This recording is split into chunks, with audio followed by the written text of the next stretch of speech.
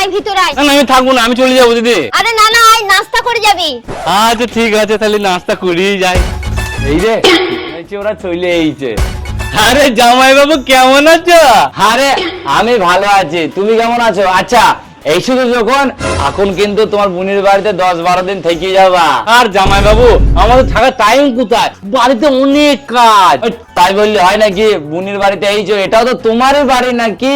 এই শুধু যখন 10-12 দিন থেকেই যাবা। শালা এত করে যখন বলছি থেকেই যায়, খাবো দাবো আর এসি করে ঘুমাবো, কাজ কামও করতে হবে না।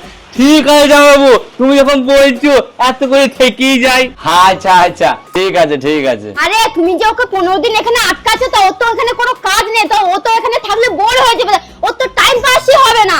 আরে তুমি ও নিয়ে চিন্তা করো না, ও এখানে থাকুক না। আমাদের যে নতুন বাড়িটা হচ্ছে না, ওইখানে ওকে লিভারের কাজে লাগিয়ে দেবো, ওরও টাইম পাস হয়ে যাবে, আমিও একটা লিভার পেয়ে যাবো।